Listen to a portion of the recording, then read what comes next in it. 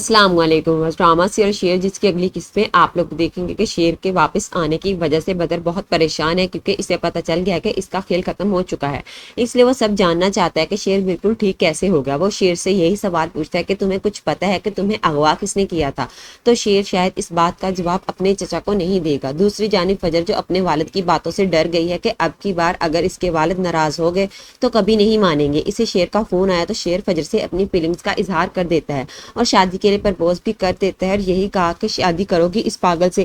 تو فجر نے شیر سے یہی کہا کہ تم میرے لیے اور مشکلات کیوں کھڑی کر رہے ہو، یہ سب ممکن نہیں ہے۔ تو شیر نے فجر کو بتا دیا کہ میں تو تمہارے بابا سے تمہارا ہاتھ مانگنے آؤں گا، اور اگر ہتھیلی پر موت ڈریں گے تو وہ بھی سر آنکھوں پر۔ فجر شیر کی باتیں سن کر خاموش ہوگی، کیونکہ اسے سمجھ آ گئی ہے کہ شیر پیچھے ہٹنے والا نہیں ہے۔ شیر اپنی والدہ سے فجر کے متعلق بات کرتا ہے تو شیر کی والدہ نے اسے یہی کہا کہ اس کے لیے اپنی آنکھوں میں اتنا پیار کیوں لا رہے ہو، ہے تو دشمن کی بیٹی نا۔ تو شیر نے اپنی والدہ کو بتا دیا کہ میں اس سے محبت کرتا ہوں اور عشق تو ایسے ہی کیا جاتا ہے۔ شیر کے چچا بدرزمان جسے اب یہی فکر ہے کہ شیر تو انہیں نہیں چھوڑے گا، اس لیے وہ شیر سے باتوں باتوں میں یہی پتہ لگوانے کی کوشش کرتے ہیں کہ کیا شیر کو پتہ ہے کہ اس کے ساتھ کیا ہوا تھا اور کس نے کیا تھا۔ تو انہیں شیر کی باتوں سے کچھ اندازہ ہو جائے گا کہ شیر کو سب پتہ ہے، اس لیے اپنے بیٹوں سے جا کر یہی کہتے ہیں کہ شیر سب جانتا ہے کہ ہم نے اس کے ساتھ کیا کیا کیا ہے۔ یہ سن کر تو بدرزمان کے بیٹے بھی گھبرا گئے، کیونکہ وہ بھی شیر سے ڈرتے ہیں۔ شیر جو اپنی والدہ سے فجر کے والد کو فون کروا کے بتا دے گا کہ ہم لوگ آپ کے گھر آنا چاہ رہے ہیں۔ یہ سن کر فجر کے والد تو بہت خوش ہوتے ہیں اور اپنی بیوی سے یہی کہتے ہیں کہ اپنے بیٹے کی جان کی بھیک مانگنے آ رہے ہیں۔ فجر کے دادا بھی بہت خوش ہوتے ہیں، وہ فجر سے یہی کہتے ہیں کہ شیر کے گھر والے آ رہے ہیں، پہلے ان سے ناک رگڑوائیں گے اور پھر زمین واپس لیں گے اور واپس دیں گے شیر کی لاش۔ یہ سن کر فجر حیرانی سے اپنے دادا کی طرف دیکھتی ہے۔